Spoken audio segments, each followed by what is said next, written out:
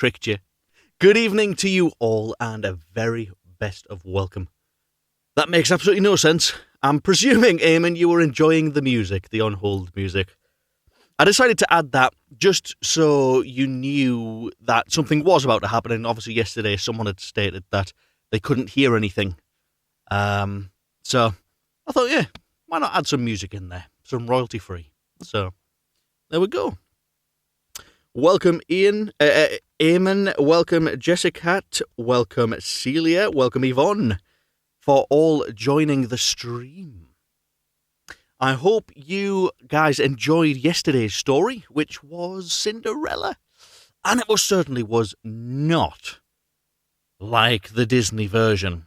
In Disney, the ugly sisters, which were beautiful sisters in this one, did not cut their toes off or shave away at their heels to put their feet into the shoe, and at the end the birds pecked the ugly sisters' eyes out, both of them, so they were blind for the rest of their life. That was missing out of the Disney version. Regardless, hope you're doing well tonight. Hope you're doing well. Do remember to like, share, subscribe, and do throw loads of them emoticons, emojis, animojis, whatever you want to call them. The likes, the hearts, the thumbs up, the laughs, everything you want throughout the entire of this video. It does help. Welcome, Wim DeVos. It does help the algorithms as such. I am monitoring my mobile at the same time because the Facebook desktop app doesn't let me know who has joined and when they've joined and what have you, but it does show me in real time on the phone who was watching and what have you, which are all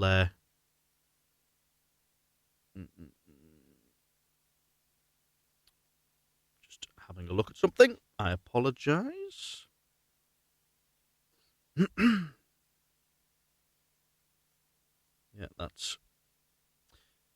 So, jump into the chat, please. We are live on Facebook main page, Facebook fan page / business page, and YouTube simultaneously.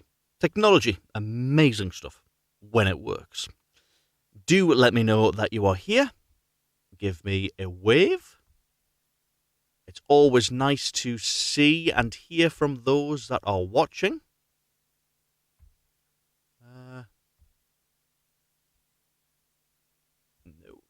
Crosspost that. Yeah, do share this video because obviously the more... Welcome, John. Welcome, Cuz, for watching. The more you share, the more people that get to learn about this, the more people that get to hear the stories.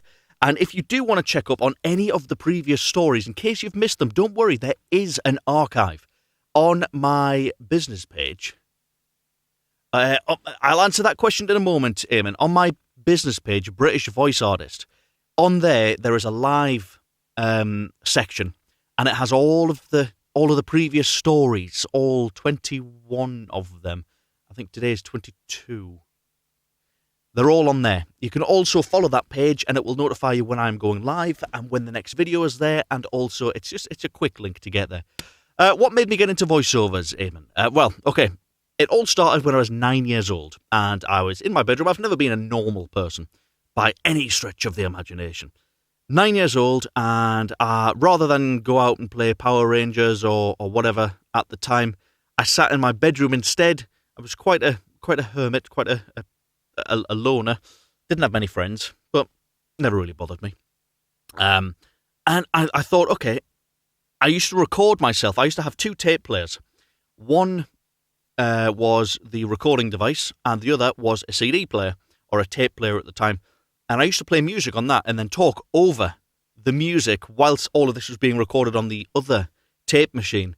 Obviously, it had to be whisper quiet in the entire house. And if anybody walked into my room at the time when I was recording, I'd be like, oh, I have to do it all over again now. And I was making radio shows when I was 9. And then I thought, okay, let's take this a bit further. I got into radio transmission stuff and like CB radios and what have you. And I actually got a walkie-talkie and pushed a drone pin in the side of the walkie-talkie key button.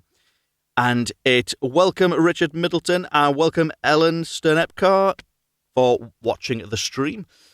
Please do like, share, and subscribe, and do share it amongst your peers. Let them all know about the stories and stuff. Anyway, back to what I was saying, Eamon. So yeah, I stuck a drum pin in the side of one of them, so it was a constant transmitter, and I hooked up a karaoke machine with a CD player into the auxiliary input in the back, so I was able to play music through the CD player and talk into the karaoke at the same time, and the karaoke speaker output went into the walkie-talkie. Essentially, my very first radio station. On 4998 to 4997 megahertz, 4986 to 4998 megahertz. Only ever one person listened, but that was fine. That was absolutely fine, but it was a religious listener. Not religious as in religion, but they religiously listened to the radio show every night after school.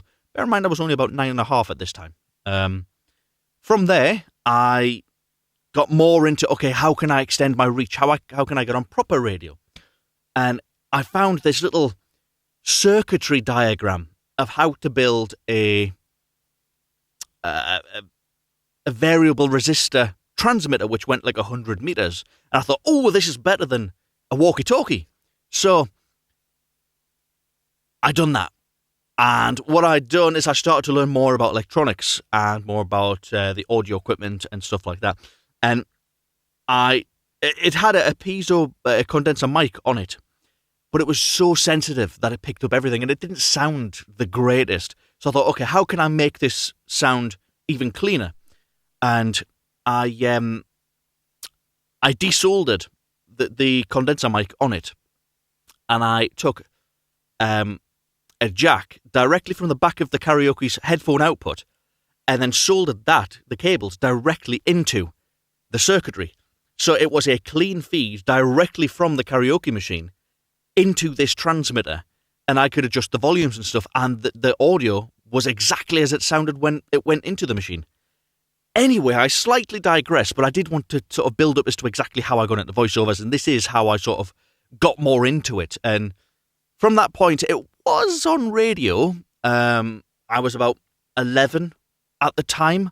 The only problem was, whenever the temperature changed in the room, so did the frequency. So it was varying all over the place, and that's because of the variable resistor, which was a little screw knob thing, and you just twisted it very slightly to change the frequency. So yeah, whenever it heated up, the metal expanded and changed the frequency, and when it cooled down, it changed the frequency the opposite direction. So it was a bit of a pain in the backside. One moment you were broadcasting on one frequency, the next moment you were broadcasting on a different, but both of the times they were RSL frequencies, so they were before and after all of the main radio stations, so it was never interrupting any of the main commercial stations. After that, I got more and more into radio and the production side of things and the technology side of things, and I was literally bitten by the broadcast bug.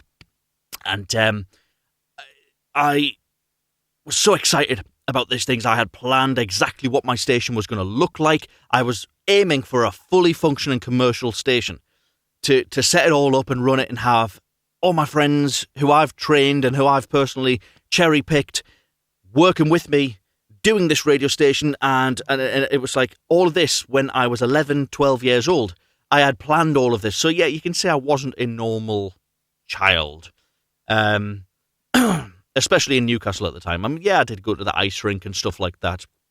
But when I got to, welcome Darren for watching, when I got to the age of 15, I started to take things a lot more seriously.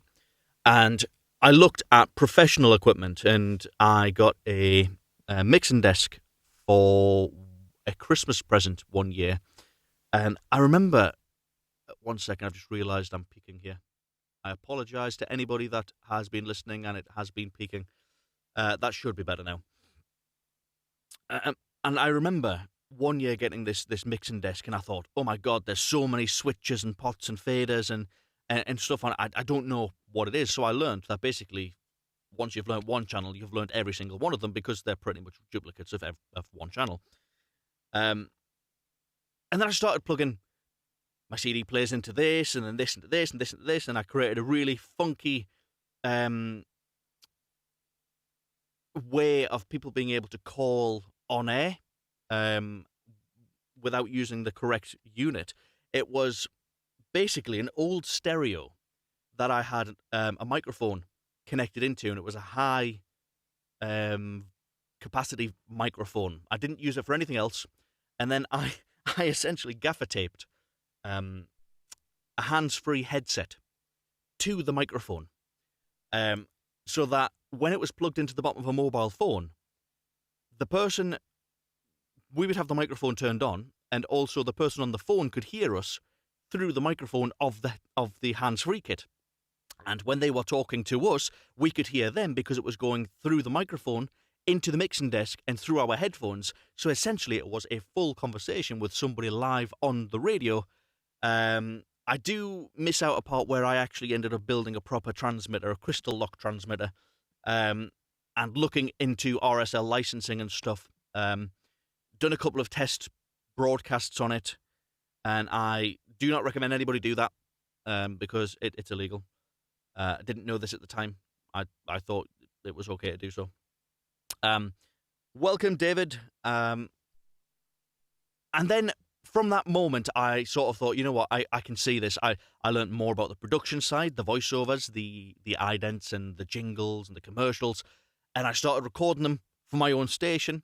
I trained 15 different people, everything I knew about how to repair the transmitters, basic repairs to the transmitters, how to run a radio show, how to do the production, how to do the timings, and if anything went wrong with the equipment. So basically, it was like a one-man band for everyone that was in the studio. And then I applied to the Prince's Trust when I was 16.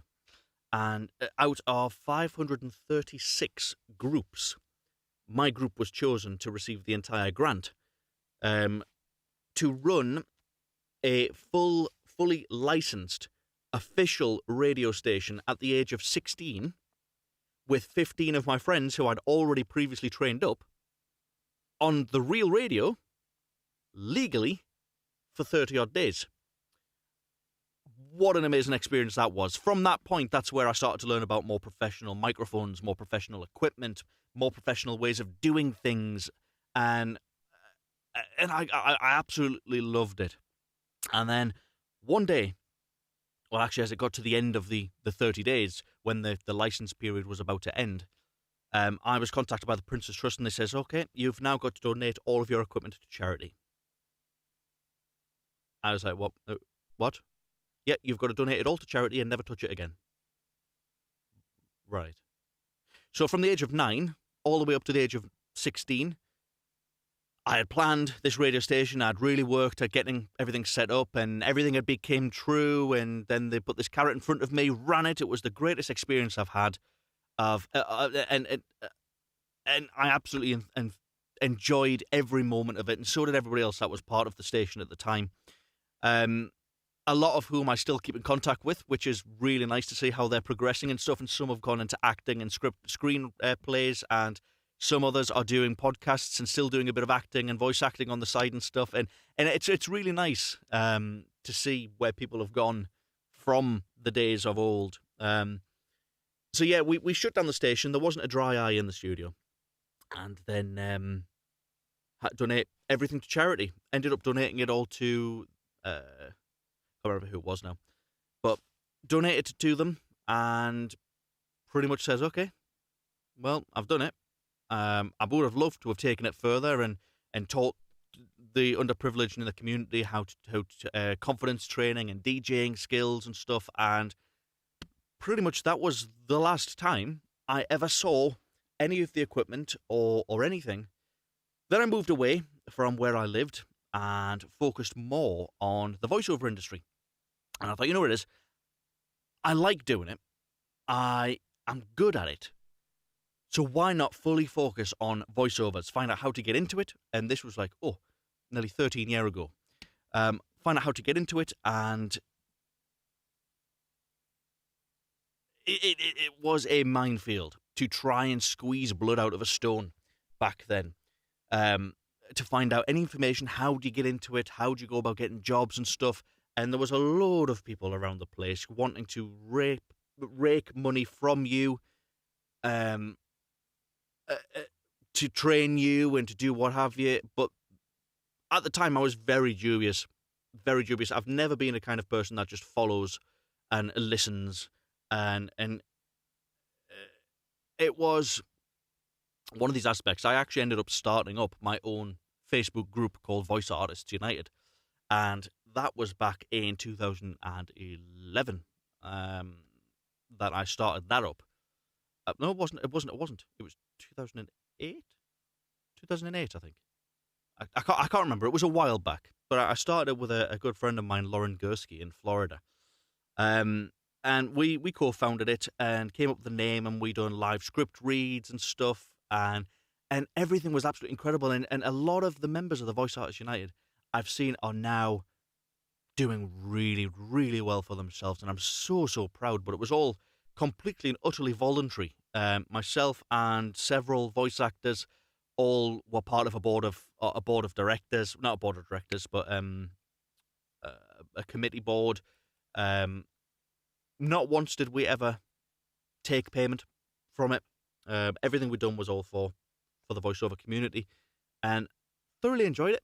And closed Voice Artists United down. Well, the Facebook group's still there, but there was a lot more to it, and I'm not going to go into that side because you haven't come here to sit and listen to the Voice Artists United side. But yeah, essentially, and that's sort of where, that's the story of how I went from where I was to doing voiceovers. So I hope, in a roundabout way, I haven't talked your ear off too much. I hope that makes sense as to how I got into voiceovers. Do let me know in the comments, and if anybody else does have any questions, do pop them in the comments, please. Do let me know your thoughts on the story and how I got to where I am. I will be getting on with the next story in a moment. Just obviously that was a valid question, which I thought I may answer before starting. So yeah, do pop into the chat and let me know that you are there. Let me know your thoughts. If not, I shall move on to the story.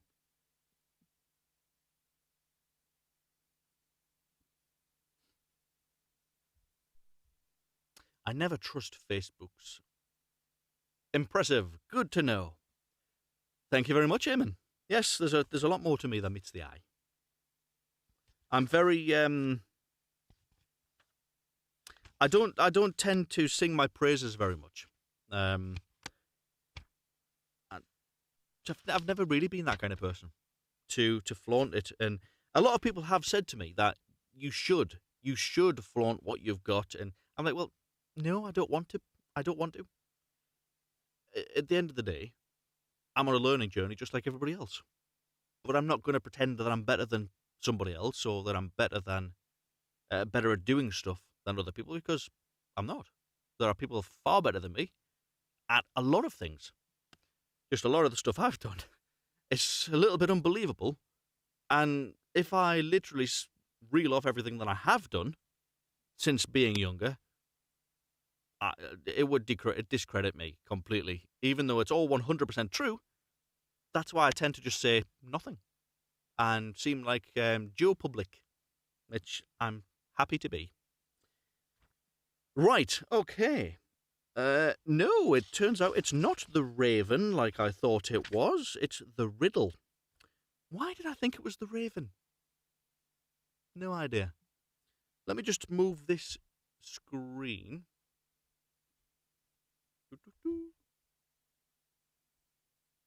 Just want to make sure I've got all chat windows open for any communications. Remember, guys, do like, share, and subscribe. Most importantly, share. Get as many people on here as possible. Let them know. And we shall begin. The Riddle. There was once a king's son who was seized with a desire to travel about the world, and took no one with him but a faithful servant. One day he came to a great forest, and when darkness overtook him, he could find no shelter. and knew not where to pass the night. Then he saw a girl who was going towards a small house, and when he came nearer, he saw the girl was not a maid. He saw that the maiden was young and beautiful. Expected. He spoke to her and said, "Dear child, can I and my servant find shelter for the night in that little house?" "Oh, yes," said the girl in a... Oh, I'll do that one again. "Oh, yes," said the girl in a sad voice. "That you certainly can, but I do not advise you venture to it. Do not go in." "Why not?" asked the king's son. The maiden sighed and said, "My stepmother practices wicked arts. She is ill disposed towards strangers." Then he saw very well that he had come to the house of a witch, but as it was dark, he could not go farther, and also was not afraid. One moment. Then he saw very well that he had come to the house of a witch, but as it was dark, and he could not go farther, and also was not afraid, he entered. Got it. The old woman was sitting in an armchair by the fire, and looked at the stranger with her red eyes. "Good evening," she growled, and pretended to be quite friendly. "Take a seat. Rest yourselves." She blew up the fire on which she was cooking something in a small pot. The daughter warned the two to be prudent, to eat nothing and drink nothing, for the old woman brewed evil drinks. They slept quietly until morning.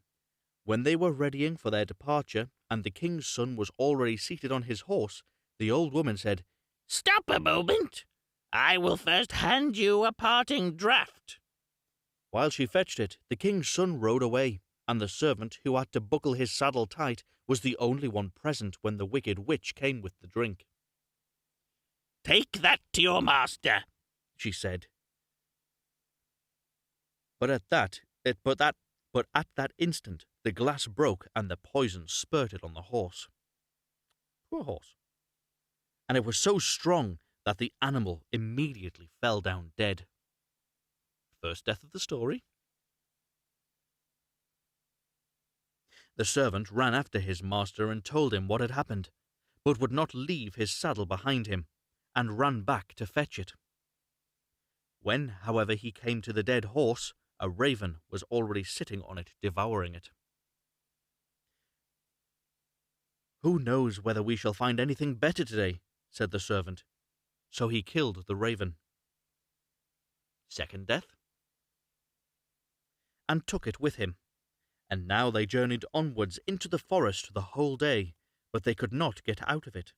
By nightfall they found an inn and entered it. The servant gave the raven to the innkeeper to make ready for supper. They had, however, stumbled upon the den of murderers. Oh, great. Not looking very good for them, is it? And during the darkness 12 of these came, intending to kill the strangers and rob them. Before they set about this work, they sat down to supper, and the innkeeper and the witch sat down with them. And together they ate a dish of soup in which was cut up flesh of the raven. Hardly, however, had they swallowed a couple of mouthfuls before they all fell down dead. So another 12 dead. There was no one left in the house but the innkeeper's daughter, who was an honest... Oh, actually, no, it's 12 then, isn't it? 14 then. Because you've got the 12 that were there originally, then the innkeeper and a witch. What was she doing there? Who was honest. There was no one left in the house but the innkeeper's daughter, who was honest and had taken no part in their godless deeds. She opened all doors to the stranger and showed him the heaped-up treasures, but the king's son said that she might keep everything. He would have none of it, and rode onwards with his servant. After they travelled about for a long time, they came to a town in which a beautiful but proud princess, who had caused it to be proclaimed that whoever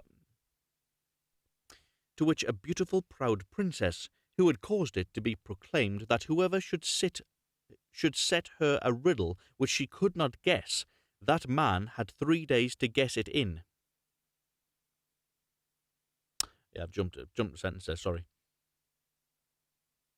Who had caused it to be proclaimed that whoever had set her a riddle which she could not guess, that man should be her husband. But if she guessed it, his head must be cut off. She had 3 days to guess it in, but was so clever that she always found the answer to the riddle given to her, before the appointed time. Welcome, Nate. 9 suitors had already perished in this manner, when the king's son arrived, and blinded by her great beauty, was willing to stake his life for it. Then he went to her, and laid his riddle before her. "What is this?" said he. "One slew none, and yet slew 12. She did not know what that was. She thought and thought, but she could not find out. She opened her riddle books, but it was not in them. In short, her wisdom was at an end. As she did not know how to help herself, she ordered her maid to creep into the Lord's sleeping chamber and listen to his dreams, and thought that he would perhaps speak in his sleep and discover the riddle. Welcome, Daniel. But the clever servant had placed himself in the bed instead of his master, and when the maid came there, he tore from her the mantle in which she had wrapped herself, and chased her out with rods. The second night, the king's daughter sent her maiden waiting, who was to see if she could succeed better in listening. But the servant took her mantle away also away from her, and hunted her out with rods.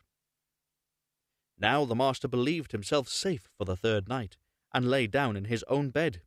Then came the princess herself, and she put on a misty grey mantle, and she seated herself near him. And when she thought that he was asleep and dreaming, she spoke to him, and hoped that he would answer in his sleep, as many do.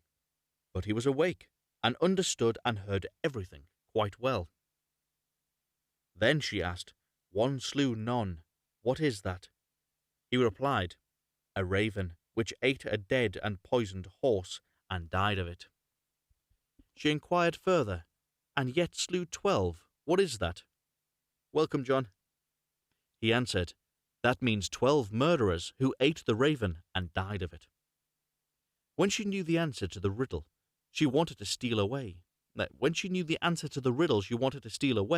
But he held her mantle so fast that she was forced to leave it behind. Next morning, the king's daughter announced that she had guessed the riddle, and sent for the 12 judges and expounded it before them. But the youth begged for a hearing, and said, "She stole into my room in the night and questioned me, otherwise she could not have discovered it." The judges said, "Bring us proof of this." Then the 3 mantles were brought by the servant, and when the judges saw the misty grey one which was the king's daughter, which the king's daughter usually wore, they said, Let the mantle be embroidered with gold and silver, and then it will be your wedding mantle."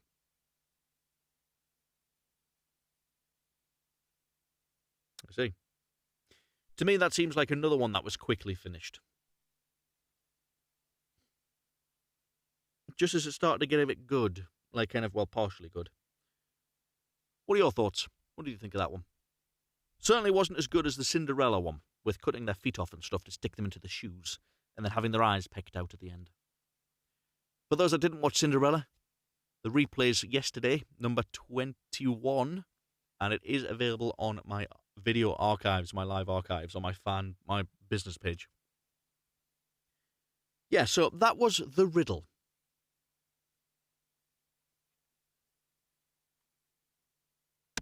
Not quite sure what I make of that one.